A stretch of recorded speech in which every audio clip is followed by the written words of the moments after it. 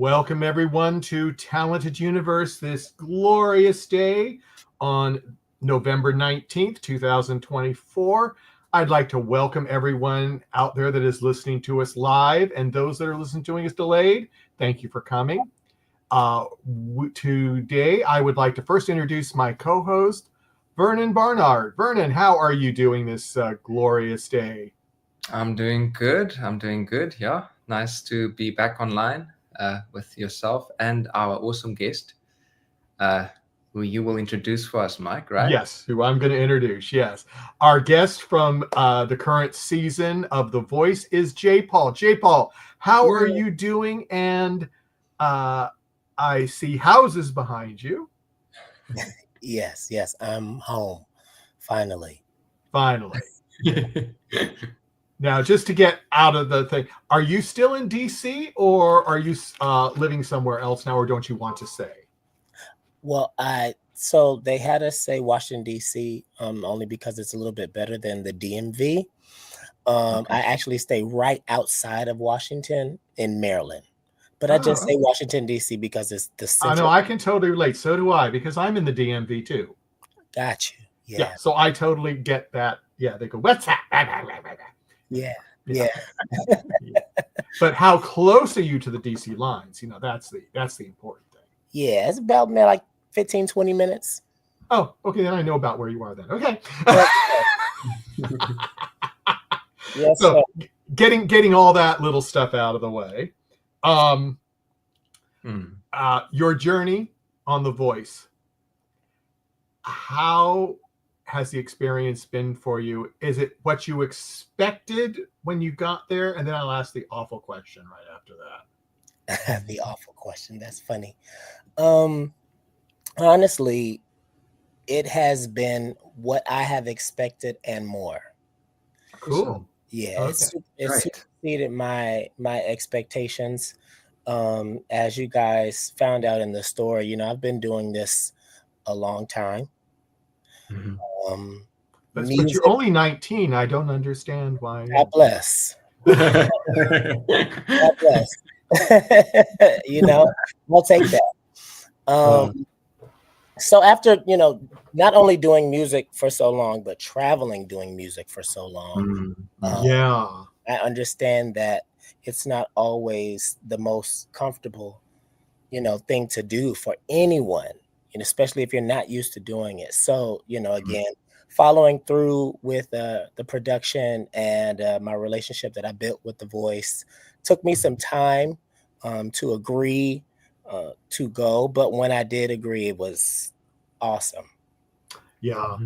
Now here's the question, and this might not apply to you since it's applied to a lot of the other contestants that I've had on. Do you remember when you were doing the blind audition, or is it a blank until you saw it on the TV? Oh no, I remember everything. Okay, that's what I figured. Since you have had a lot of stage experience, I figured you might have not had the blackouts that the other contestants have.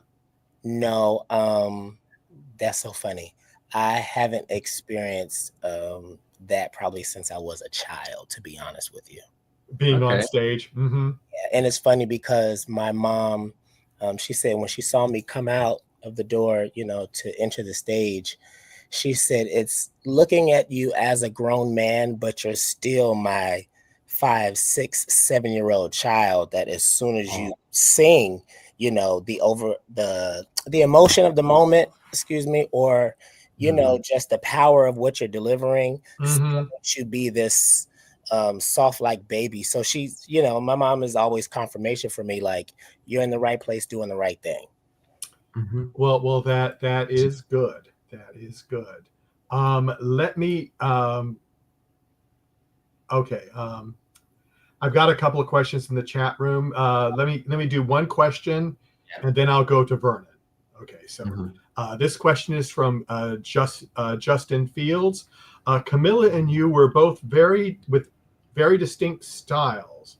How did it feel tackling that Britney Spears song, which has been described as more of a dance song? That's a great question. Camila and I were both very open to the arrangement of the song. We both had our different ideas initially when they first gave us the song. Mm-hmm. We were both open to what each other had to say. And so we, like I said on the show, we almost came together like big brother, little sister. Mm-hmm. Because I already respected her. She already respected me. And I knew that both of us, you know, I just knew we were going to kill it, to be honest with you. I knew we were going to kill it. So how we killed it, you know, was the process. And that honestly, that's like, man, it's like going into a new position, whether you're in music or whether you're in something different, and someone has the same requirement, the same job title, the same position as you. You know that they have some sort of history doing what they've been asked to do. So both of us had such great history, you know, being asked to sing this song. I didn't think that people were gonna have the response to it that they did. Then even in that, I haven't cared. Yeah. And he just had a follow up and he said it was one of my favorite battles of the season. Thank you so much, Justin. I'm always appreciative when people are able to kind of get past their first emotion. You know, a lot of people's reaction was, "Oh, why'd they pick this song?" Okay, can we now get over that part and tell me how I did on the song? Yeah, because that's the important part. Usually. Okay, Vernon, let's go. No, exactly. I mean, you have to love yourself into that situation and do what the song requires and do it in your own way. And I think both of you guys did an amazing job of that. I just loved your blind. So I'll just tell you, Jay, quickly. I'm from South Africa, so I wasn't able to see you know, the full thing on TV, but I did check out obviously on YouTube. And yeah, man, just super impressed with what you do. Yeah, just your presentation, obviously your skill. And your blind audition was especially impressive because I know that you have experience, but it didn't feel like you were trying to convince anyone. You were just there, you know, doing your thing, and so comfortable in the moment. Like it's you presenting this performance as just, here I am, this is what I do, you know, and it felt so comfortable. I don't know if you had nerves, but it felt very comfortable. So yeah, man, props to you. Thank you so much, Vernon. I appreciate that, and I am very excited that the place that I'm in life, you know, this is who I am and this is what I do, that was able for you to experience that on the other side of YouTube. So if you're able to understand that on the other side of the internet, then that just means that, you know, something that I'm doing is right. And so I am humbled by that, and I appreciate you sharing that with me. Amazing. No, I mean, it's just, it is what it is, you know. So credit where it's due. But how did you feel in that moment? I mean, obviously you had a lot of stages experience already, so I don't know if you felt the nerves, but like I said, it just felt very comfortable. So were you just mentally ready for it and saying like, this is just another day at the office, or what was the mental state there? Love that. It's like, it's duo. It's not just one. It is. Yes, this is another day at the office. My office just so happens to be in a microphone, you know, 9 times out of 10, usually in front of an audience. You know what I mean? Like that is my office, but the nerves come from me in the arrangement of the song, how I plan on delivering it, and all the different options that I have in my head of, okay, so when I get there, am I going to go up or am I going to go down? You know what I mean? It's like when I get somewhere, it's like, do I want to really charge this, or do I want to just walk very passionately into this? And to be honest with you guys, I told my team going into this new season of The Voice, you know, and public television, I told them, I said, because I have been doing this so long, I am just going to be comfortable. You know, I didn't want to stretch. I didn't want to take a song up a couple keys just because I can. I didn't want to, I didn't want to just do things just to do them just because now I'm on TV. I'd rather just be comfortable and just sit in what makes me happy, because to me that has longer longevity than sometimes a spike up and going viral. I gotcha, and I completely feel that's like a very mature move as well, and it comes with time, because obviously people want to just pull out all of the tricks at once, but a seasoned person will say, okay, I'll still choose those moments, and you definitely do and did and will continue to do, but it's great to have that balance of just you picking your moments very wisely, and also being so comfortable and consistent at the same time. So yeah, no, I really felt that was a great blind, and there's a lot to appreciate about your voice. Great vibrato. I specifically enjoy the way that you open up your vowels at the end, like a O into a wider sound, and do the vibrato on that. That's obviously a very tasteful thing. So yeah, it was just very enjoyable, man. Thank you so much. I appreciate that. I really, really do. Anytime. Wow. Anytime. Yeah, J.Paul, let me ask you this. When you got on stage, was it an easy pick for you to pick your coach? Good or question. Did you have to really think about it from who turned? Yeah, I was wondering the same thing, because that was the tough one. Great minds think alike, Vernon. Yeah, like I felt like Gwen stood a good chance, but okay, you tell us. I appreciate that. It was something, to be honest with you, that was very easy for me. I try to follow my gut as much as I can. That way I don't have that many regrets, and I live as much as an authentic life as I can. Yeah. And so I had told myself, I said, I have this order and how I would like to choose, but that day I'm not going to be so stuck in, what I thought. Okay. So you kind of had a preliminary plan. Yes, sir. Yes, sir. Yes. And I hope you picked coaches that were there that day. Absolutely. For your plan.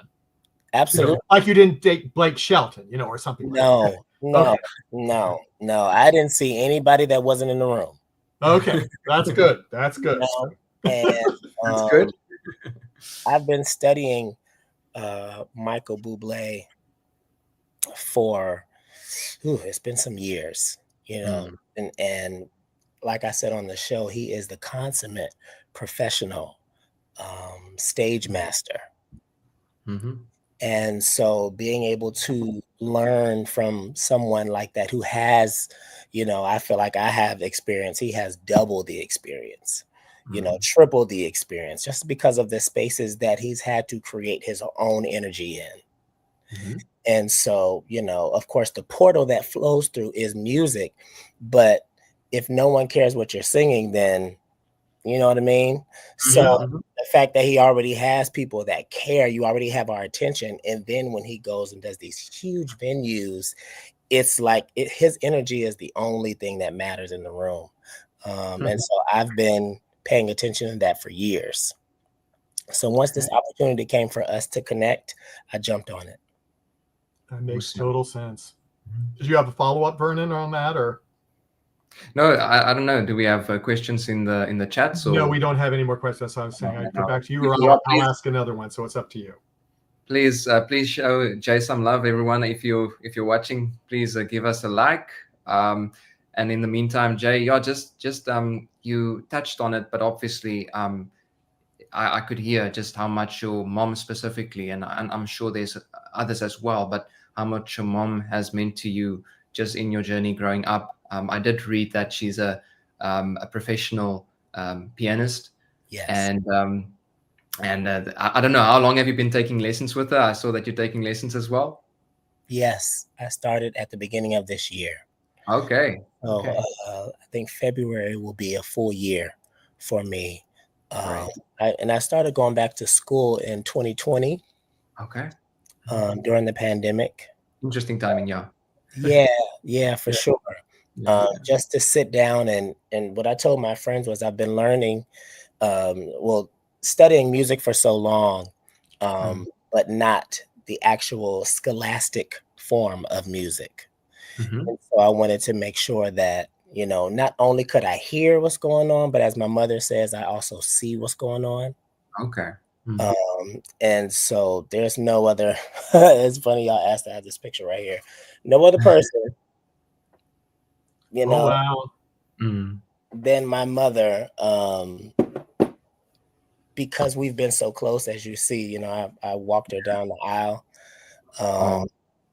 We've shared so many moments together that only we understand. You know what I mean? So having her with me during this process, you only get one mom. Absolutely. Oh, that's precious, man. That's precious. It's precious. I totally get that. Yeah. Oh man. And that's irreplaceable, right? For sure. To have a parent that not only understands you as a person, but as an artist as well. Because we've shared some of the same platforms. As I was growing up, my mother would have gigs and they would turn into my gigs, and I would be so irritated because I'm like, they called you to sing. Now, why are you calling me to sing? Like, this is your thing. Because you're there. That's exactly what she said. She's like, well, you're here now, so I don't need to do it. Yeah. I didn't know that she was preparing me to be able to be vocally comfortable in any room I walk in. Wow. Which I'm sure helped with the voice. If and you everything else you've done. Yeah. If you know, you know. Oh man, that's super grateful. Super grateful. Super grateful. I wouldn't have it any other way. Yes, sir.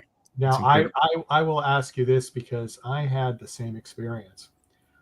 You said when you were growing up and you were little, you sang soprano. They had me do that too. Okay. When I was singing in church. Okay. They started me very early. My voice hadn't changed, and so I sang soprano. So I when you said that, I said, "Oh, I totally can relate to that." Yeah. I don't know this about you, Mike. I know. Well, it's one of those little things. But then when I got into high school and wanted to join the, well, actually it was a junior high school at the time. When I wanted to join the choir, I had no idea what I sang. And the teacher, she had a bunch of guys, just sing all at once she was trying to place us, tenor, bass, whatever. She couldn't figure me out. And she made me, in front of the entire class, first day of that, it was 9th grade, made me sing in front of the whole class by myself doing scales. Wow. To test my range. So when you said that, it was like all these nightmares came back to me.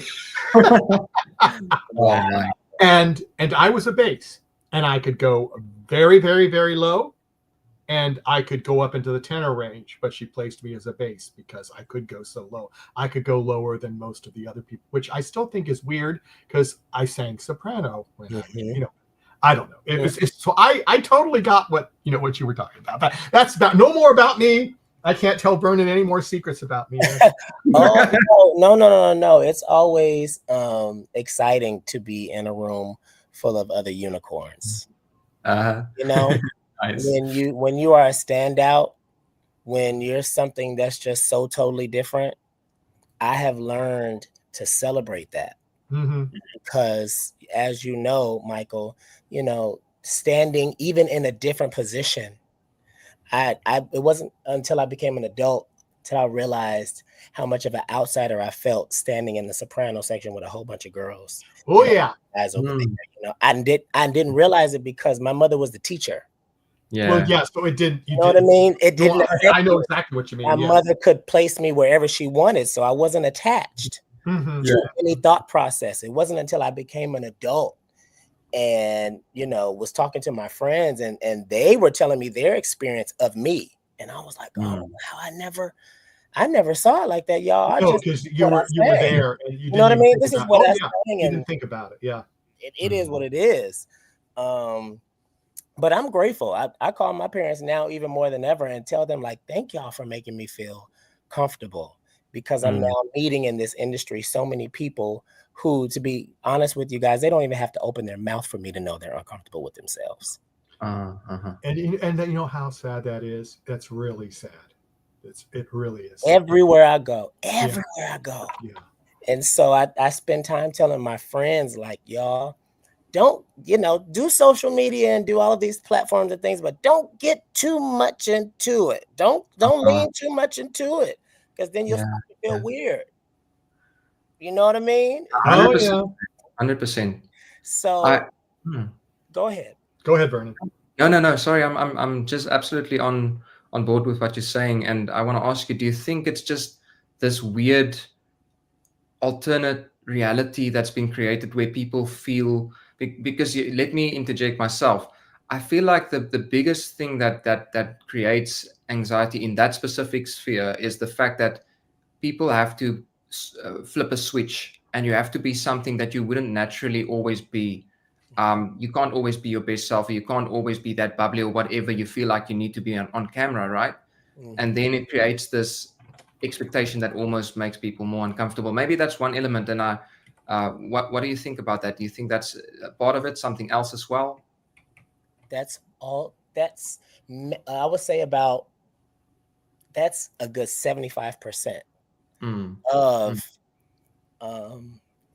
us as human beings being able to be blessed to walk into rooms where there's similar mindsets. I tell people all the time when I sing in small spaces that I'm my most comfortable self here, because most of the people in this room, they know me. And they still love me enough to come out and support me. They're not too familiar with me. You know what I mean? They understand I have a gift, and they're open to receive it. But everyone they don't have that, So I'm real big on creating your own safe space, going out into the world and finding like minds, so that we don't depend on social media so much for validation. Yeah. And that's what a lot of people really want to have. I mean, yes, I have just doing what I do with, getting people for podcasts. It's really amazing. Some you just go, wow. Yes, sir. I hope I don't act like that. Yes, sir. Yeah. And there's just a knowing. My mother calls it a knowing in your knower of who you are. You know what I mean? Like really, really knowing that you know that you know that you know. This is who I am, and I'm so comfortable with it. And I'm okay that I might be the only one in the room that looks like this. Yeah. Now, on to a personal note. When you're not doing music, when you're not practicing the piano for 12 hours a day, what do you enjoy doing? Oh, man. Or is that too hard of a question? Because you have no time. Okay. To be honest with you, that's such a good question, because I have been on a path of just figuring out what Jason loves and what Jason, likes. I say, apart from the different titles that we have in life, apart from being a musician and a student and all those things, I'm a husband. I'm a teacher. I'm a hairstylist. Yeah. So I have, That's why I asked if you have time. Yes. Yeah. So the little time that I have, I paint a lot. Oh, nice. And not like a hand stroking paint. I'm more of a abstract. I love spray painting. Oh, okay. And kind of making things abstract. So I'll spend time. I know it's going to sound so lame, but I'll spend time going to like Home Goods or like Five and Below, or like those are the best places, the home store, and I just find nice stuff that I'm like, oh, I want this to be the same color. And I don't paint anything any other color than this blue that y'all see. Right, you see it's on my hat, it's on my head, it's everywhere, but that's my color. It makes me feel so comfortable. It makes me feel like myself. And so I've learned in life to just create the space that you want. You know what I mean? So that's what I spend my time doing, creating this space that I love to live in, so I can be just the most comfortable person that I've ever met in my life. Okay, that's very cool. That's very cool. Yes, sir. I know it's not as exciting as, you know, no. But content creation and all these other things. I'm like, I'm chilling. But even the creative in yourself comes out even in your unwinding time, or like your time away from the hustle and the bustle. Yes, that's so cool. So you're just in your default setting, you're a creative. Yeah, I guess so. It's hard for me not to. And when I really start unwinding, then I start going through old records because I'm a collector. See, there's something else there. Yeah, if I turn around and show y'all all these records that I've had that I bought over the year that I still need to log into the computer, it's ridiculous. Okay. But yeah, I just ordered Whitney Houston's Live in Africa that just came out. Ooh. So I've been bumping those live vocals. There's nothing like it. On a vinyl, there's nothing like it. Like hearing Whitney Houston's voice on a vinyl. That's one of the most beautiful experiences ever in life, to be honest with you. Yeah. And I'm just glad that as a musician, I understand the wealth of what that is. You know what I mean? It's very to me. It's a very rich experience. Your vinyls just represent a special classic time, like a time that transports you, right? So I mean, I can imagine. And do you listen to those vinyls on a nice big system, or on headphones, or a huge system? A huge system. Because I can imagine it's like, how do they make it these days? Do they have the bass frequencies in it, or is it more like less dynamic range in terms of the frequency spectrum and that kind of thing? It depends on what kind of player that you have. Okay. So I have 5 vinyl players in my home, and the one in my room is the biggest one. I have the 2 big speakers, and you hear every crackle and every pop and every violin and every vocal cord, every background, everything. But I have that all the way down to I have a little mini case one that I take on travel with me. Of course, it's the same color blue. So I know you guys are probably guessing that it's the same color. And it's like my thing. Like my friends are all like, when did you turn into this little teenage like record kid? I'm like, I'm having fun, y'all. I'm having fun. I get that. I listened to something, just a quick one. I listened to something a while ago where they had a comparison between access and ownership. And obviously we're in the age of access. So you kind of lose a little bit of that. And I really understood this argument, because it's nice to have a Spotify subscription that you pay maybe the amount that you would pay for one album, or even less than what you would pay for one album these days, if that's even still a thing. But you kind of lose the appreciation, because I listened to some guys that said they had to have a entire like holiday job to buy the vinyl that all of them then listened together to, and the other guy bought the other vinyl, and they had these experiences, and it was such a proud thing to have this thing that you worked for, and you had even more appreciation. And I wonder if people are coming back to the ownership part of it, like saying, okay, I have this thing, and it's very cool to have access to everything, but it's even more special to have this exclusive thing. And that was a pretty cool thing to listen to. You are so right, Mr. Vernon. I feel that way, to be honest with you.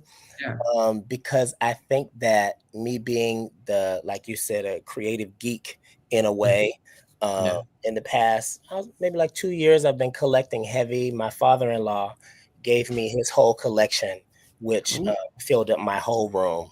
And then I've still been buying as I travel. I'm on the road with Stephanie Mills half a year. So you still are. Yes, sir. I did not realize that. So that's wow. Yeah. So as I travel and everyone else is doing all the other things that they do on the road, they know Jason's at the local record shop, and I'm flipping through the 99-cent section because that's where you find the best finds. You know what I mean? Like I have found Aretha Franklin live in the 60s. Like just the sounds and the things that I've been able to find just looking through where nobody else is paying attention. They don't know who these people are. That's why. You right. You Even right. James. Another silly thing. I worked in an elementary school in Maryland. Yes, so sir. You can understand. I would hear a song on the radio and I go, oh, they brought that back from the 80s. You know, and I would just go fine. And I would be humming it and the kids would go, you know this song? I grew up with that song. What are you talking about? This is brand new. And I go, oh no. Oh no.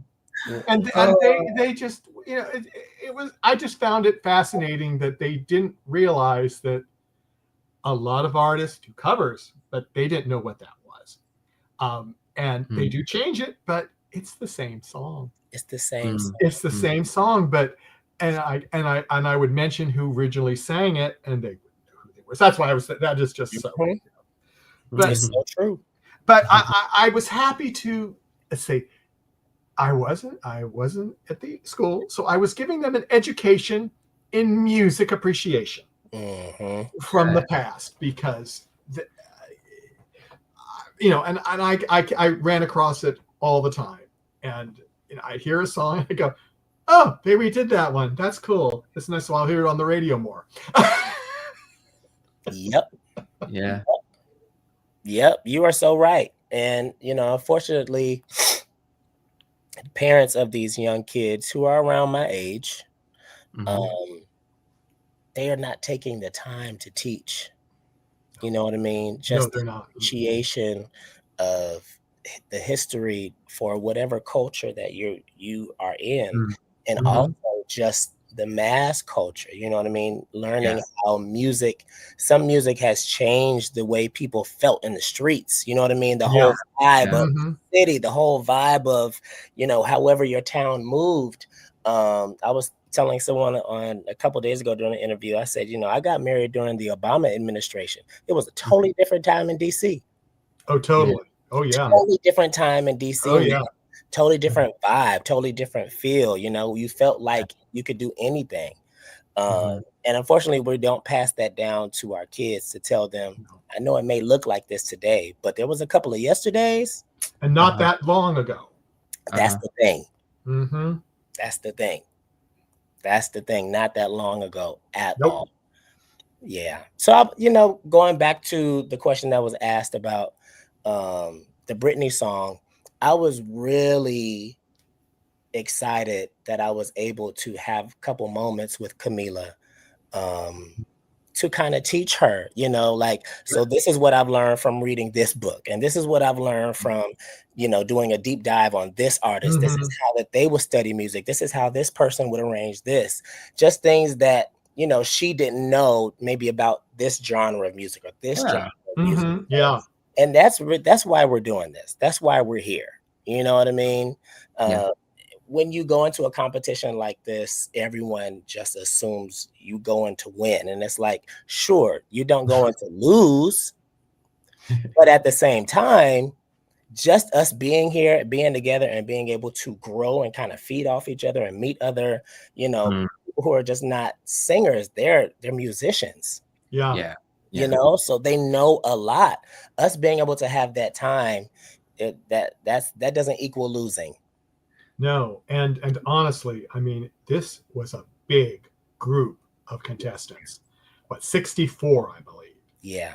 I mean, 16 per team. Yeah. I mean, that is huge. And I don't think people realize how many people. And I mean, when I heard them say on the first night of the blinds, oh, I'm going to have, I think it was Rebus. They said, I'm going to have 16 people on my, I went, huh? And I counted 16 times. I went, what? And my mind, because I do logistics for this network sometimes, I'm supposed to, let's put it that way. I just thought, how in the world would I schedule stuff? Yeah. 64 people, 4 coaches, not even including the support staff and everything. I just went, massive undertaking, massive. So you understand, for me as someone that has been in the game since before this platform was presented to them, I always want to make sure that I shout out The Voice for how well they took care of all of those people. Because that, I mean, it just threw me for a loop. I just went. I mean, I think last season, I think they had 48, and I thought that was a lot. Yeah. But this one they had 64, and I just went. Yep. Yeah. Now, and so that's good and bad. I mean, having all of this talent in one place is amazing. Is amazing. But logistics, I just. Oh yeah, it's a thing. It's a thing. Yeah. Now you don't have to answer this, but I've asked a few of the other contestants. Did you meet anybody on the show that you went, after the show is over, I would really like to do either a duet or collaboration with them? You don't have to say who it is, but were there some people that you were thinking that you might want to do that with, or you haven't really decided yet? Absolutely. At least 5. Nice. At least 5. And to be honest with you, they'll probably tell you I was the most quiet just because of I'm an introvert, by nature. Yeah. And even though I know how to have all kind of different avenues of selling my personality, naturally, I just gravitate to myself. And being able to meet some of the people just naturally, and going back and watching their full performances, I was like, whoa. Did some shock you that you just didn't? It did. Okay. Absolutely.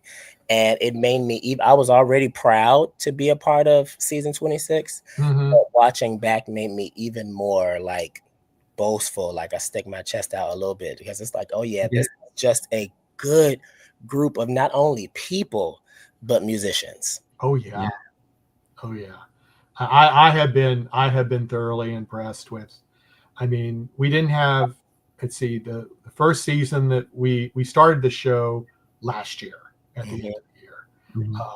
The network that I have been on and have been doing shows for 4 years didn't do music, and I really wanted to do some music, and the main guy didn't really want to, and I said, well, then I'm going to start my own show. Wow. And then I asked my buddy Vernon if he would co-host when he could, and he agreed, and I was so happy. Wow. So, well, congratulations. So it's been great. And then I got hooked up with The Voice at the end of last year, and so that was season 24. We had 2 guests from that season because it was right at the end of the year, end of their run. Last year we had about 8 to 10. Last season 25. Okay. This season, I think we're going to have over 14 in the next week. So, I mean, it's grown, and Vernon and I have really enjoyed, absolutely communicating with these people. They're so talented and so different backgrounds coming. And that is what was interesting. Now, other person we had on just the other day, did you get to interact with Gail very much? No. She's wonderful. But she was saying a lot of what you were saying, because she's older, and she felt, that she was teaching a lot of things, because they just, as you said, they don't know some of this stuff. She's had a great deal of experience. So yes, for sure. I just went, I can see that. As I said, I've had the same thing. Teach the kids things that they don't realize or know, and That's why we're here. That's why we're here, for sure. For sure. Yeah. That is the best thing. But anybody in the chat room, if they have a question for J.Paul, please throw it up there because we're going to be wrapping up really soon. So please post those questions. Vernon, do you have any closing remarks for J.Paul or? Yeah, no, it's just been a lot of fun having you on, Jay, and yeah, just thank you for your time and just blessing us with just your, you know, where you come from and what you're about. I love just listening to people's stories and getting, even if it's just a quick scan, you know, getting just a look into that person, and just gives me even more appreciation for just music and how it brings people together. So just thank you for coming on, and we wish you absolutely all of the best, and keep on wowing all of us with just your incredible talent. Bless you, man. Yeah. Bless you, Vernon. Yeah, we were so late starting, and I am bad. Let me go ahead and throw this up quickly. See, I'm so bad. I knew I'd forgotten to do something, but there are your social media links. Because I was so bad, everybody, I have posted his social media links on our webpage, ndbmedia.net, under video and talented universe, and you can see his little bio on our webpage, and then it'll have these links there, so you can go. I usually throw out, and I went, oh, I didn't post the banner. Oh. That's what happens when you have technical difficulties to start out with. You forget little details of things, but hopefully, hopefully I won't forget the next. But before we go off, I'm just going to toot the horn of other people from The Voice that are coming up, and actually a non-voice person too that we have coming up. But on Thursday we have Michael Alexanderson. He will be on at 1 p.m. Eastern, 10 a.m. Pacific.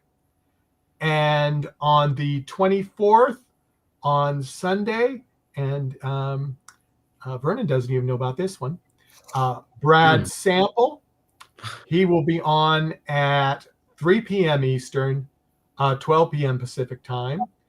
And some non-voice contestants we have. This is a 16-year-old from Idaho that is just starting out his career. His name is Evan Page, and he will be on Thursday at 10 p.m. Eastern, 7 p.m. Pacific.